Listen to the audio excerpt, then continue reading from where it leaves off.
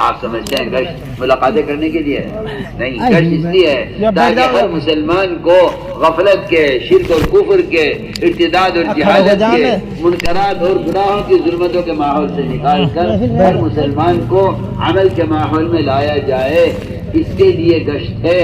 اور یہی بالمعروف نہی عن المنکر کی عملی محنت ہے، اور یہی ایمان کے اپنے ایمان کی تکمیل کا سبب ہے، ایک نہیں متعدد صحابہ سے ثابت ہے۔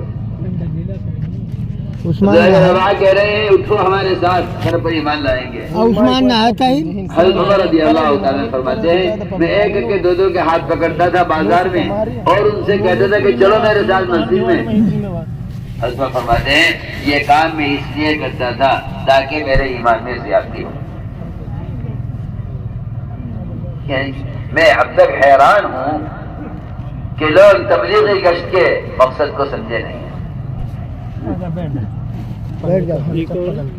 میں آپ کو ایک مثال کھڑے ہو جانے وہ مدینہ منورہ جن کی گلیوں میں، جس کی گلیوں میں حضرت ابو ہریرہ رضی اللہ تعالیٰ عنہ تعلیم گشت کرتے تھے، وہ مدینہ کی گلی ہیں جہاں معاذ بن جبل رضی اللہ عنہ ایمان کے لیے گشت کرتے تھے، عبداللہ بن رواحہ کے گشت کرنے کی جگہ جو کہتے تھے اٹھو ہمارے ساتھ آؤ مسجد میں گھر پر ایمان لائیں۔ میں اس مدینے کی بات کر رہا ہوں جو میرے ساتھ معاملہ پیش آیا، کان کھول کے سننا میری بات، جو میرے ساتھ معاملہ پیش آیا،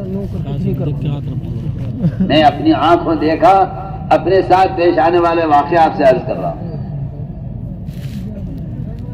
کہ وہ مدینے کی گلیاں جہاں صحابہ مسجد میں لوگوں کو لانے کے لیے گشت کیا کرتے تھے، میں اپنی قیام گاہ سے اٹھا، نماز کے لیے مسجد جا رہا تھا، مسجد نبوی میں نماز تیار تھی،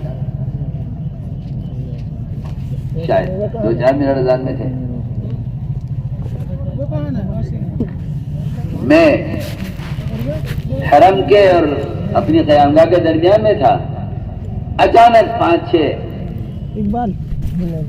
آدمی کون آ رہا ہے؟ وہ آئے، ہر طرف سے آ کے مجھے گھیر لیا اور میری خوشامد کرنے لگے اور میری کیا کہتے ہیں منت سماجت کرنے لگے کہ یہ دکان سے چلو سامان خرید لو، سامان خرید دو۔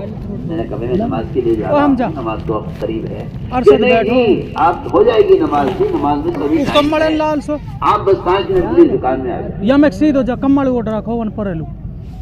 ہاں میری بات پر توجہ دے، میں کچھ کہہ رہا ہوں۔ جو لوگ ان گشتوں کو اہمیت نہیں دیتے اور جو ان ملاقاتوں کو ہلکا سمجھتے ہیں وہ کان کھول کے سنیں۔ وہ مدینے کی گلیاں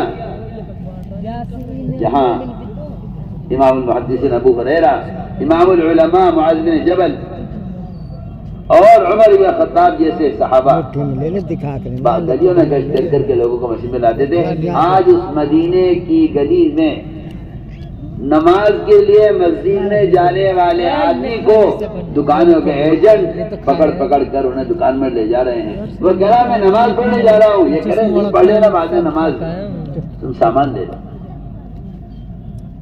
یہ نحوست ہے اس بات کی، یہ نحوست ہے اس کی، اور یہ عذاب اس کا آیا کہ مسلمان نے دعوت اللہ کو اپنا مقصد نہیں بنایا۔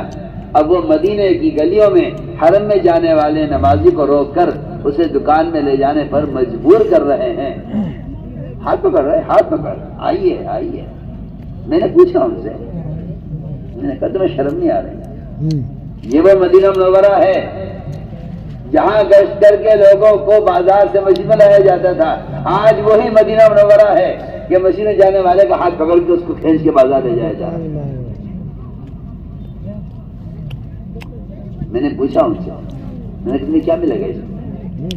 کہنے لگے جی اگر ہم ایک گاہک کو پکڑ کے مسجد، ایک گاہک کو پکڑ کر لے آئیں دکان میں، وہ سامان لے یا نہ لے، اگر ہم ایک گاہک کو دکان پہ لے آتے ہیں، ہمارا عرب جو اس دکان کا مالک ہے وہ ہمیں ایک ملازم کے لانے پر 20 ایک گاہک کے لانے پر 20 ریال دیتا ہے۔ وہ سامان خریدے یا نہ خریدے، مجھے 20 ریال ملیں گے، میں ایک گاہک کو لے کے آیا۔ آپ میری بات پر توجہ دیں، میں کچھ کہہ رہا ہوں۔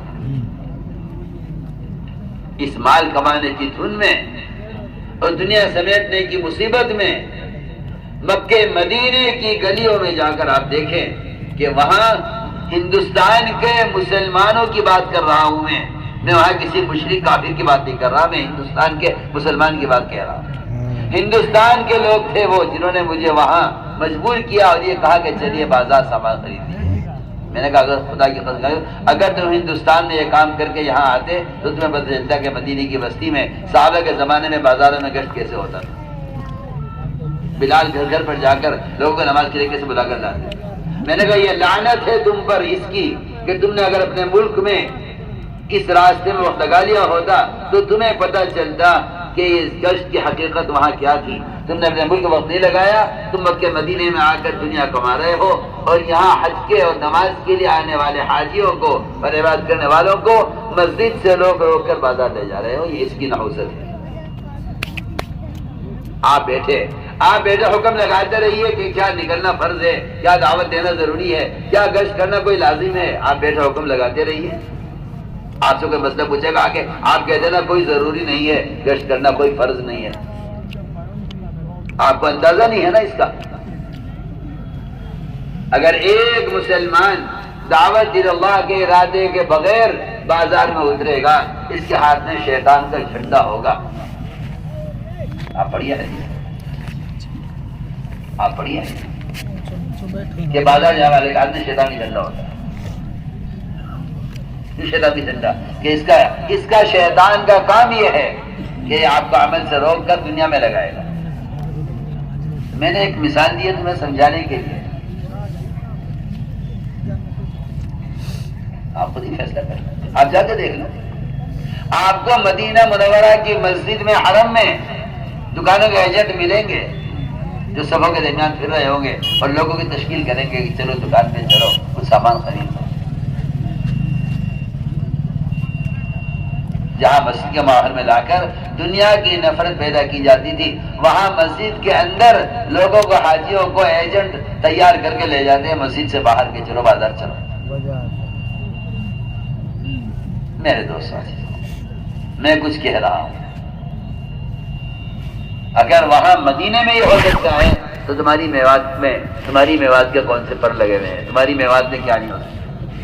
تم رو رہے ہو، معاشرہ بگڑ رہا ہے، شراب خانے کھل رہے ہیں، بے پردگی آ رہی ہے، لڑکیاں اغوا ہو رہی ہیں، یہ سب اس لیے ہو رہا ہے کہ تم نے لوگوں کو دعوت دے کر انہیں عمل کی طرف نہیں بلایا۔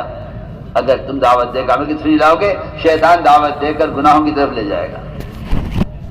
چلہ لگاؤں نہ لگاؤں، ٹیبل لگاؤں نہ لگاؤں، مقامی کام کروں نہ کروں، مسجد کی آبادی کروں نہ کروں، آپ ابھی اس چکر میں ہیں کہ اور بھی تو کام ہے خیر کے کرنے کے، یہ کام تھوڑا ہی ہے۔